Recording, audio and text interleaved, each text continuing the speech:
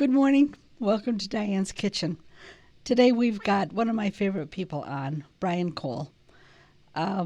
He's an amazing man. God has done an amazing work through him. Yes, I did say God. I want to pre-warn you, this program is going to be all about God, the God we serve. In the Old Testament, there was a man named Joshua who said, "Choose you this day who you will serve. But as for me and my house, we will serve the Lord." So today, if this offends you, turn us off. If this interests you, you might learn something. Good morning, Brian. Good morning, Diane.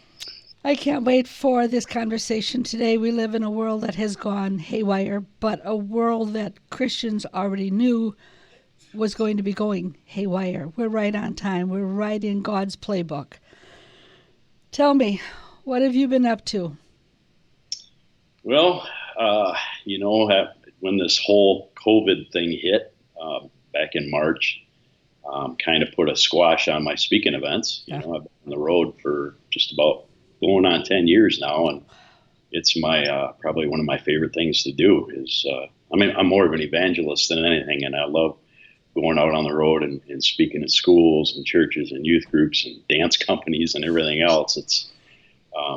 It's just brings me great joy to do that. And in March, everything got canceled, obviously, and so it's been a long road without any of that going on. And I always say I'm dangerous with time, so I don't sit idle. And we ended up during the first 3 months, we ended up pretty much redoing this whole church, and we expanded the driveway out here, the parking lot, and then we ended up, a lady came to us last year wanting to know if we would be willing to do a community garden.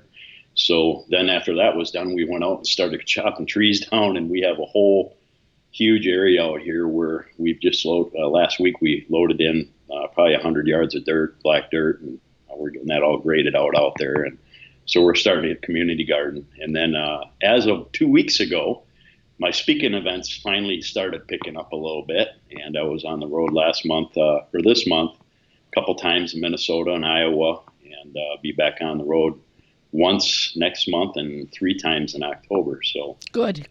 Now, for the people who don't know, where are you? Where is your church? I'm still trying to figure out where Drummond is myself. Along with the rest of us. I don't know. It's up north somewhere. Yeah, I think most people know Ashland and Hayward. We're kind of right in between those on 63. Other people might be familiar with Cable. That's where they have the big ski and the Berkey or whatever they call it. Right. Up in Cable. So we're the next town up north of Cable in Drummond, Wisconsin. So We went by your church one time, headed north. Very pretty, very nice. Right on the corner, right? Yep. Yes, very nice. Where's this community garden going to? Is this for like community food, or will people come and garden there, their own garden, or will you garden and then give it away? Yeah, well, the lady that came to us, she just asked us if we could do it, and we, looked around at our property. I didn't have any idea how much property we owned. I guess we got about 7 acres, and so we found a spot where we could chop trees down and get enough sunlight for a garden. And sorry, my computer's going dark.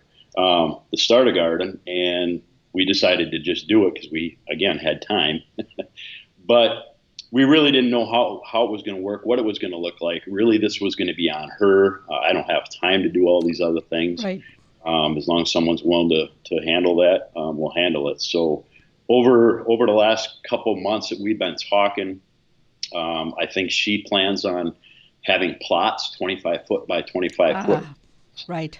There. So that's going to be what's going on. And matter of fact, coming up, she put together a day, which is, I think, in 2 Saturdays on the 5th, Saturday the 5th of September, to get people that are interested to go out there. She's going to take them on a tour and kind of talk about how it's going to work and all that. And, our Faith Riders Motorcycle Ministry, we just did a couple events up in Ashland for both the canine units in Ashland and Bayfield separately to raise funds, and we ended up with some cases left over, burgers, brats, and hot dogs. Plus, we have cases of chicken breasts and chicken patties and chicken strips and chicken nuggets and all this other stuff. So I'm like, you know what? Let's make a wing ding out of it. So from 12 o'clock until 6 o'clock on the 5th, we are going to feed everybody free that wants to come in from the community, or you can come in from Spooner or wherever you're at if you want to eat free that day and check out our garden. But we're gonna feed everybody, and at 1 o'clock she's gonna go out and give a tour of the garden. Do you know approximately how many garden plots she's planning? I it's pretty big plot. It's probably 125 feet by Wow. 125 feet by something. I don't know if there was maybe like enough room in there for around 10, 15, 20 plots or something like that. Wow. So yeah, Good for her. yeah. I know that you have been, like the rest of us, kind of in limbo and cleaning, and I guess Goodwill and all of the thrift stores have never gotten so much stuff. They're Right. overwhelmed with stuff because, what else is there to do? Clean or garden. When you, as an oddball pastor, I mean, looking at you, no shirt, no tie, no suit, no dour expression, I would imagine that a lot of people who don't know you, who don't know your past, your very checkered past, would have a hard time. I don't want to say believing you, but you don't fit the mold. Is that a good thing or a bad thing? I think it's a good thing because when the thing of a mold is there's always something that made that mold. There's always a reference point. There's always something that is the original. Yeah. And who is the original? Well, the disciples in the New Testament, the disciples. Now, did they fit the mold of their day? Absolutely not. Right. They were some, Yeah. scum bum fishermen and tax collectors and everything else, man. So I fit the mold of the original disciples in the New Testament. So that's the only mold that needs to be known.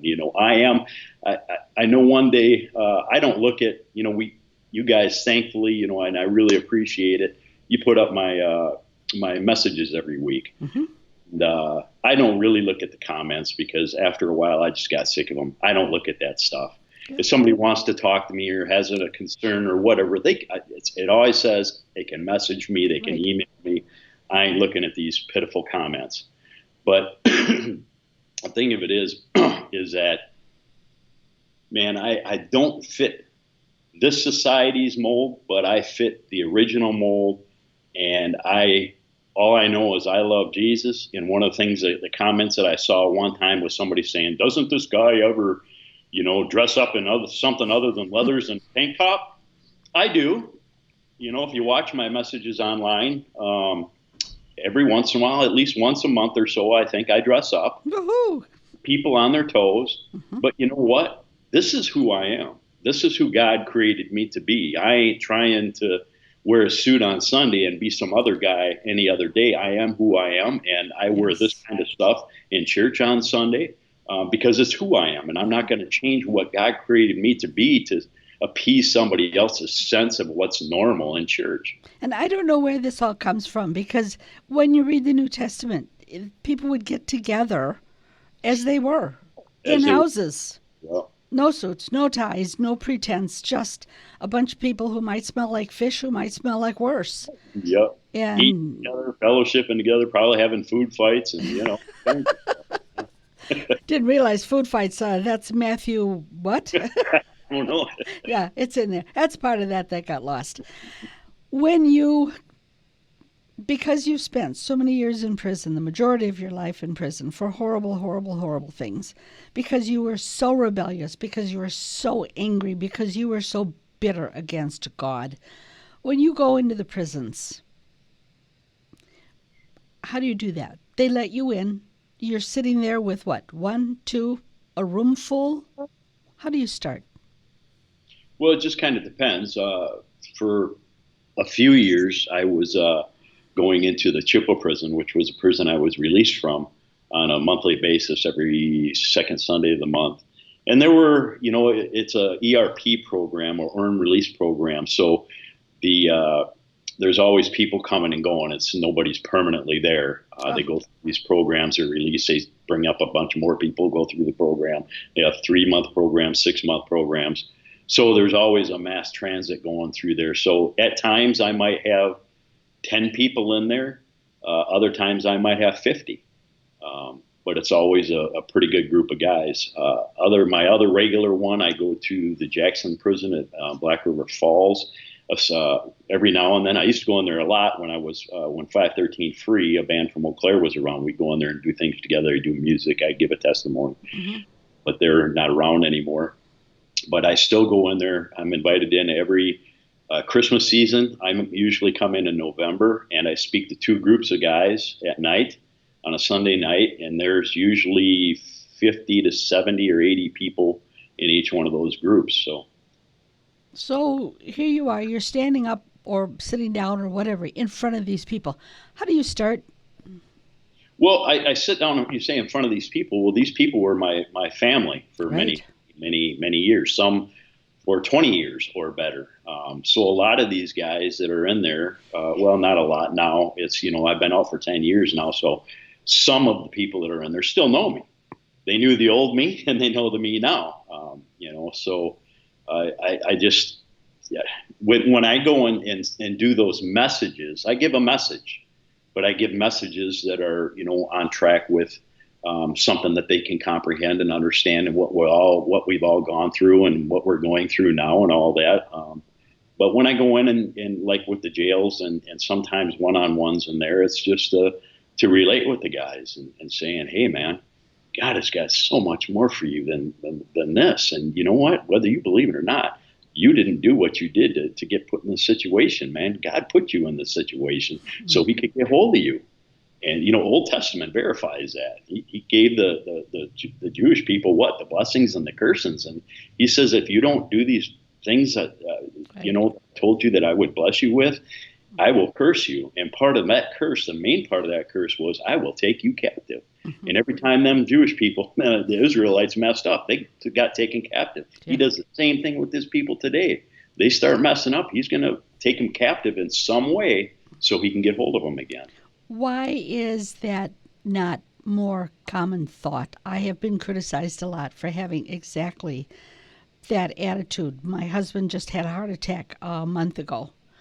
And instead of, I got a lot of criticism too, especially on Facebook. But to me, it's a challenge because when people criticize me, I figure, well, maybe they just don't understand. And some people said, what you said about this was God's way of taking this person and showing his goodness to this person. Because by attacking my husband, who has a lot of people who follow him, to show how wonderful God is. He brought him back to health. I never prayed for his health. I prayed that whatever God needed to do in his life, that he would do. And I've had people go, yeah, right, sure, you didn't really mean that. And it's, oh, yes, I do. One lady said, why didn't you just pray over him and give credit to the doctors? I said, for one thing, I wasn't there. And for another thing, I'm not going to tell the massive God that I serve what to do. I have learned a long time ago, he's in control. Whatever he brings, it's fine with me. Yeah. Well, I think, it's one of the things that, in going through the book of Genesis as we have, especially these last few weeks when we talk, we're in the story of Joseph, and that story is probably the most persuasive story in all of Scripture to show God's sovereignty. And to also show is, even Christians, right? We get criticized by Christians by saying it's God's will. And, God ain't going to hurt anybody. God doesn't do anything bad. Yes, he does. Yes, all the time. Have you seen the story of Joseph? Yeah. Everything Joseph went through, man. I mean, his brothers terrified him. His brothers tried to kill him, and then they sold him off as a slave, and he ended up being a slave. And then he was, wrongfully accused of sexual immorality with a pontiff's wife and put in prison and all these other things, which all led to where God wanted and needed him. And he said over and over, when he finally, met up with his brothers toward the end there, he said, man, you guys didn't do this. God did this. That's right. And wait a minute, who caused the famine? Oh, God doesn't do that. God said, I put forth this famine. Why did he put forth a famine? That's the tool he used to bring the brothers back to Joseph. Right. So God is sovereign. He uses bad situations and bad circumstances in order to bring his people back into his plan when we mess up or go away. So, yeah, I don't understand why people don't believe in the sovereignty of God. It's very clearly written in scriptures, and, it's. And demonstrated over and over and over. I mean, you look at the Apostle Paul. That I just love that story. Here he is, probably one of the smartest guys in the world, and he's been trained by just the finest people. He's all the religious boxes he's ticked off one after another. He is pretty well blameless. He calls himself blameless. And yet, when God was looking for someone to use to make an impact, of all the people, he picked Saul. I can imagine being an angel going, okay, listen, you're kidding, right? No, not him. Absolutely not him. And God says, no, watch this. And then, of course, struck him blind, changed his life, changed his heart, and he became a zealot for God and wrote most of the New Testament. I don't know why we as Christians have been lulled into this. He's a God of love. He wouldn't do that. Oh, yes, he would, just to get your attention. Yeah, well, this is I think, one of the main wrong concepts we have in this age of hyper grace. Oh, yes. Say God is love, love, love, and he's got a grace, grace, grace, and forgiveness, and this, that, and the other thing. Well, if you look at Scripture, the only time a term was used 3 times to depict God was what? Holy, holy, holy. Right. And we forget the holiness of God. And in preparing for, as soon as we finish Genesis here, we're getting into the book of Revelation. So we're going to the first. And we obviously we forget, right? Because we've what do we call it? I don't know. We've just made this Jesus into this pacifist, yes, goody two shoes guy that would never hurt anybody, and he loves everybody and all. That's the lamb that we were dealing with, and he is now, right at this present moment, he's a lion. Yes. He is risen and resurrected Christ, and he is a lion, and the next time he comes back, all the fun and games are over, and we are going to get nothing but the wrath of God for those who don't believe in God. And whether or not people believe that doesn't change the fact that it's truth. So many things that God does are unbelievable. I mean, can you imagine? There had never been rain on the earth, and here's this weirdo who is running around building an ark, building a boat. And because it's going to rain. What do you mean rain? I have no idea, but God said build a boat. It took him, a year to build this boat. Can you imagine the ridicule? Yeah. And then one day, it started to rain. Yeah. And while these people are drowning, you have to wonder, we thought he was crazy. Who knew he was right? Yeah. And I think after the rapture, a lot of people are going to be wandering around going, what happened? We thought they were crazy, but oops, I guess they were right. So tell me, what would you like to talk about today?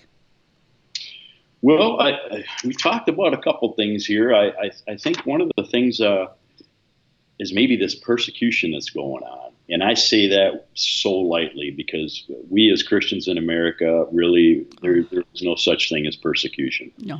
We are such a minority in the rest of the world of what's going on, where Christians are actually being beheaded and killed and tortured and everything else, just like back in the first century, right? Right. But what I'm saying is the persecution by individuals, and I think surprisingly and ironically enough, the individuals who expect their rights, but won't allow for others to speak on their rights. I know I've had my share of minimal persecution, and I've always said, and I always will say, that the best way to get on my prayer list is to persecute me. So go ahead, because if I got your name, you're going on my prayer list. But anyway, ever since really day one, I've been persecuted by the prison guards who knew me and other people who knew my past, saying I'm just a con manipulator, and the only reason I'm succeeding is because I'm manipulating. And you watch, one day he's going to fall, and you're going to pay for trusting him and all that. But then, and doing the things I'm doing now. I started speaking in schools a couple 3 years ago, and I think it was last year or the year before, the Freedom from Religion Foundation came after me. For what, I don't know, because when I go into schools, obviously I can't, and I don't speak on religion in any way, shape, or form. I'm not there for that reason. I'm there to talk to the students about current events and things that are going on in their lives that I dealt with, as far as bullying and suicidal thoughts and choices and all this other stuff. But some schools allow me, if there's the time and stuff, they allow me to do after school events. Now the after school events, I'm able to give the rest of the story, and I'm able to present the gospel. And it was at one of those things that the Freedom from Religion Foundation came after me and said I was enticing kids to come to that and promising them gifts and all this and that. Well, right after that, as soon as that letter went out, I seen somebody shared the post with me that they had put up and said, "Hey, did you see this?" No, I didn't. And then I guess they got hold, because I post it. I post everything. I post all my events on my ministry page on Facebook. I post all my events on my website, and they got hold of that, all past and present, and they emailed this 3-page letter to all the schools I had ever been to and all the schools I was going to, and with this threats. And then all of a sudden, whether it was on Facebook Messenger, texting, my emails, I was getting straight threats and people just being belligerent and straight up rude and making, just cussing me out and everything else. I didn't really reply to any. I don't listen to that stuff. It's like, whatever. But this is what I'm talking about. So I have never, you will never see a message on Dryden Wire, a message here at our church, a message anywhere that I give, that I'm cutting people down, that I'm cutting a certain sect of people down. When I do bring up something that I don't believe in, it's only because God doesn't believe in it. And so when I'm dealing with scripture, if I'm dealing with church, like this last, one of the Dryden Wire posts that I did a couple weeks ago, where just minutely we're talking about compromise in our lives, and I just touched a little bit on homosexuality, and it wasn't anything really bad, and I shot some statistics out there, which some say I made up, whatever. When I do research, I keep my statistics. I have the statistics from the resources that I've got them from. If anybody wants where I got these statistics from, I'd be happy to email or message those to you. I don't make this stuff up. But immediately, obviously Ben was attacked. I was attacked. Nobody personally came to me. Nobody messaged me about it, but they, snapped off on everybody else.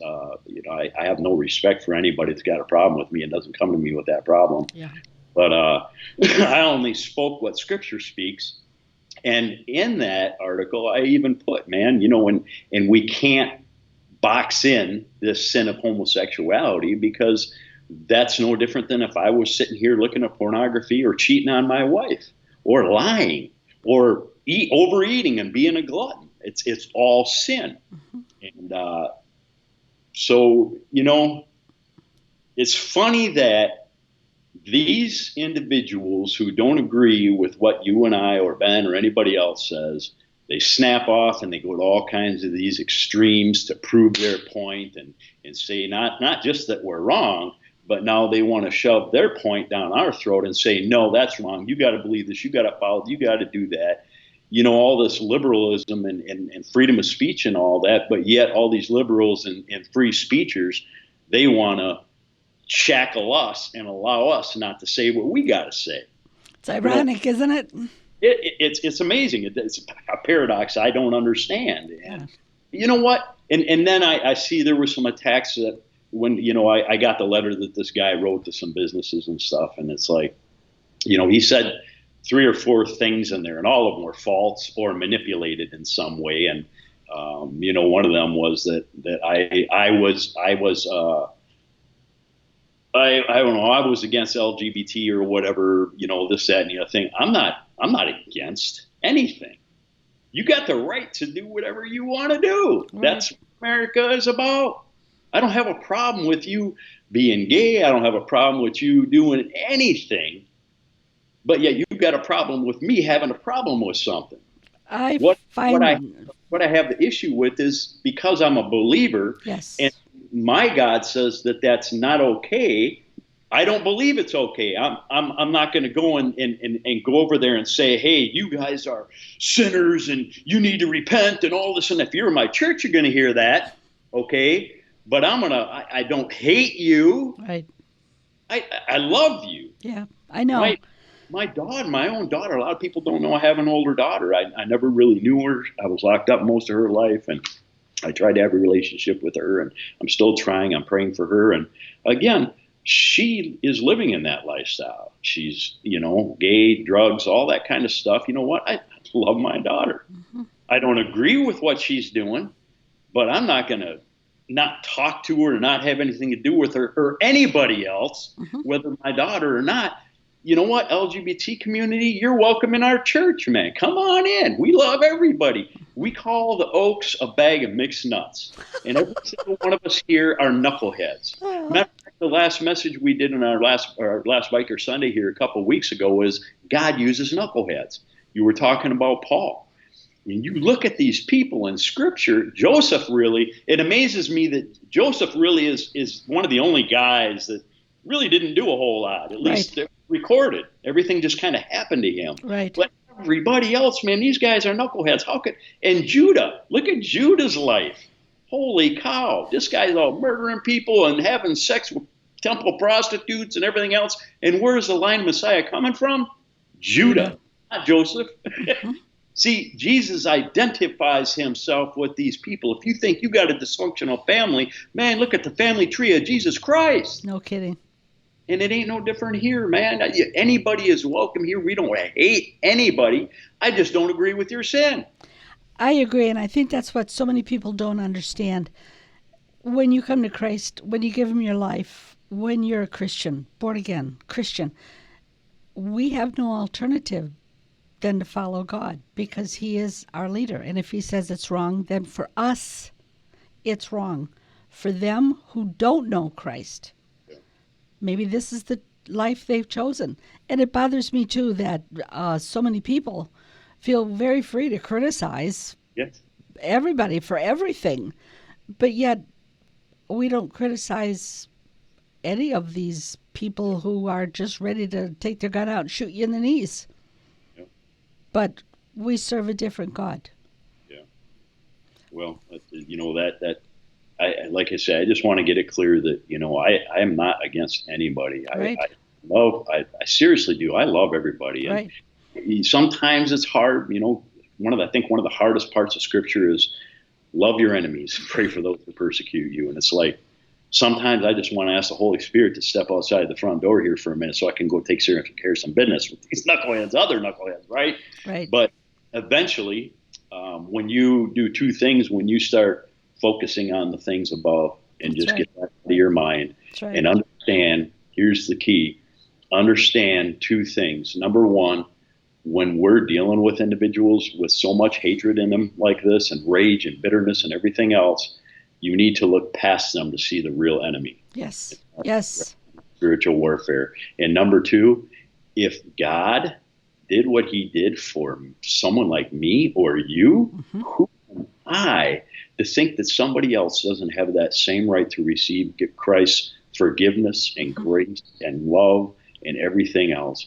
God loves the homosexual just as much as he loves me. He just doesn't want them to continue to stay in their sin, just like God didn't want me to continue to stay in my sin of pornography and drugs and crime and manipulation and lying and all these other things. He cleaned me up, man. Amen. And he's got that same thing for everybody else. Exactly. Because I think the word love is overused or underused, whatever. It's used wrong.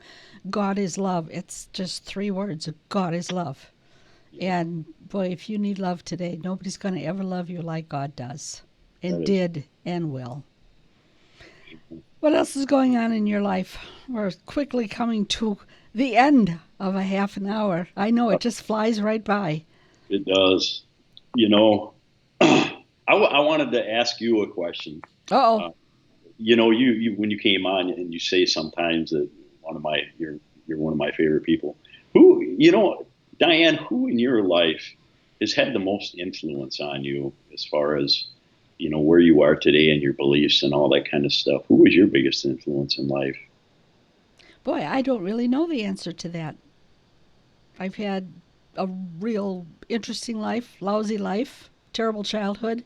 I I don't really know. I think I'm one of those people that it was a little here, a little there, a little here, a little there, and that's what makes me so convinced that you, as working for God, sometimes it's just a small act. Hmm. It's just a giving act. It's just a loving thing. It's just a word about God and what He can do and what He has done.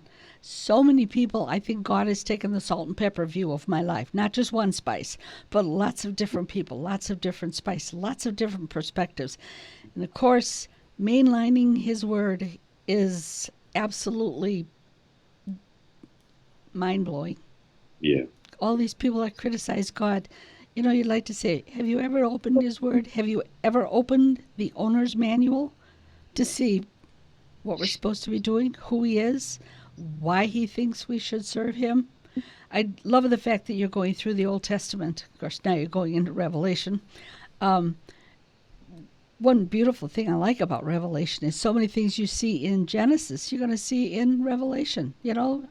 Garden of Eden. Look, it's there again. All of these things, if God did it once, He'll probably do it again. Well, let's finish off with that last part you talked about, though, with um, just those who don't believe. Uh, I was a non-believer. I was involved with Satanism and 50 other aspects of the occult for 33 years of my life. I didn't believe that Jesus Christ existed. I didn't believe in God. I didn't believe that this was God's word. I believed that this was just another mythology book like all the other ones I studied. And so it wasn't easy for me to come into the kingdom. And I had a question thrown at me a couple of weeks ago or a week ago, and I don't remember by who, but they're like, how do you minister to somebody that doesn't believe in the Bible and believe in God? And it's like, well, that's an easy one because I was there. Yeah. And I think not only people who don't believe in God, and especially atheists and stuff, these radical atheists and people who radically go out of their way to disprove the Bible, they're not in the mindset to want to know the truth. They Exactly. to put forth their version of the truth. And plus, we have basically a Ouija board society, do we not? I mean, everything pretty much is supernatural and futuristic, and Ouija boards and tarot cards and astrology and all these other, cult religions and whatever you want to call it, New Age and Wicca and environmentalists, the tree huggers and Right. people who worship nature, the naturalists and stuff. But and then we're infested with movies and books and everything else that totally are derogatory to Scripture and are not Yes. truthful about Scripture. And I think one of the big ones a few years back was, the book was out for a while, but then it came out with the movie, The Da Vinci Code, and the Da Vinci Code and some other books like anyway, I can't think of it now. And some other books I was big into, and talking about Jesus was married and all this other nonsensical stuff. But they put it forth as truth, and then they visualize it on the screen and make a big thing of it. And we know visual stuff is very powerful as well. And so all this is going into their mind. Well, what, Brian Cole? What made you finally believe that this Bible is the Word of God and that Jesus was there? Well, here's one of the things I tell people, and unfortunately, other than going back into prisons and going into the drug houses and all this and that, God really hasn't put many people in front of me that are involved with the occult, because they're the ones I can minister to the most, because mine is where mine was. And to be able to tell them how to go about this. And the biggest thing is, when you really are ready for the truth, And we're just coming out of a postmodern society, right? Well, there was no such thing as sovereign truth. Everybody had their own truth and all that. We still have a lot of, remains of that postmodern thinking that everybody has their own truth, and what's true for you ain't necessarily true for me. And well, there is such thing as sovereign truth, and one of those is gravity. Yeah. You believe gravity is real? Step off the cliff one time. We'll see how that works for you. Yeah. Hey, oh, it worked the same for you as it did for me. That's right. But here's the thing with truth. First, you have to be ready for the truth. Yes. You have to have that mindset of having your mind open to, you know what? I am seriously going to search this out. Okay, maybe they're right, maybe they're not. But the only way to really prove that is not to prove your point that you've grown up knowing, or you went out there actively searching to go against something. But when you're ready for the truth to be revealed to you, it's there to be had, man. And what brought me into the mindset that not only did Christ exist, but this Bible is true, and it's the same today that they had back then, but the Da Vinci Code and everybody else tells you it's been changed over time, and the Catholic Church changed things in it. And it's nonsense. It's lies. It's the lies of the enemy. One of the things that really tripped me out when I was going through my very first theology program, and one of the things that made me think, man, why don't we as Christians know about these things? And one of those was comparison between the Bible and other manuscripts. Now, when we go to school, right, we read these books and we're taught these history books and stuff, and we don't question them at all. Right. It's like, hey, this is right, this is right, this is okay. Wait, maybe today we'll question them now, because I think once again history is being rewritten to go along with their agenda or whatever. But anyway, so the thing that amazes me is that the whole Western civilization, the whole history of the Western civilization was basically written by Plato. And the number of copies of the manuscripts that they have from Plato numbers 7. Okay, they only have 7 manuscripts of Plato on the whole Western civilization. And those are not autographs, what we call autographs or original copies. They were copies of the originals found 1,300 years after the originals were written, and we only have 7 copies of them. But we don't question those history books. Right. However, the Bible, and you can go all through our history, especially from ancient civilization and stuff, and all these things that we have in front of us. Hardly anything exists other than 1 or 2 documents to prove these things. Right. But yet, fast forward to New Testament, where we don't have any autographs or original copies that the disciples wrote, but we have copies that were found 25 years after the originals were written. So people were still alive, okay, to dispute any of those writings. And we have 25,000 copies of manuscripts of the New Testament alone. So when you say that the Bible can't be true, when you have 25,000 copies that were written 25 years, up to 25 years after the originals were written, and you have 25,000 copies that you can fit together because there are errors and stuff that are made, and they can come up with a Bible. And as a matter of fact, you can take all the manuscripts away, and you can take the writings of just the 1st and 2nd century pastors and popes and whatever you had back then, and they spoke enough of the gospel and wrote enough of the Bible in their ministries that we can make a whole Bible just out of those documents. That alone is truth. That alone shows that this is a legit book, and there was no. You were going to say something? I was going to say, and I think what's most important is, I would imagine none or a very small percentage of all of these people who are constantly criticizing, making up their own gods, if they would just open up the Bible to see what it's all about. Maybe they won't believe all the statistics. Maybe that has nothing. You cannot deny the Word of God. So I would suggest for anybody who's listening, get a Bible. Open it up. Preferably not King James, because he wrote at the time of Shakespeare, and I can't read Shakespeare. Get one of the new translations. They are marvelous. Start in the Old Testament, start in the New Testament. Get to know this God that you are criticizing and saying he doesn't exist. Brian, I am so sorry. You and I could talk for hours and hours and hours, but we've got to go. Got to go. Yeah, got to go. Thank you for this opportunity. Oh, thank you. Thank you for sharing my faith, sharing the faith. Two opposite people, yet joined together because of Christ. Amen. Thank you. It went fast. I hope you learned something. I hope you're challenged. I'm not kidding. Get a Bible. You can get one just about at any bookstore. Read it. Come to know Christ. You'll never regret it. And like I always say at the end of each of the programs, enjoy your world today and keep it cooking.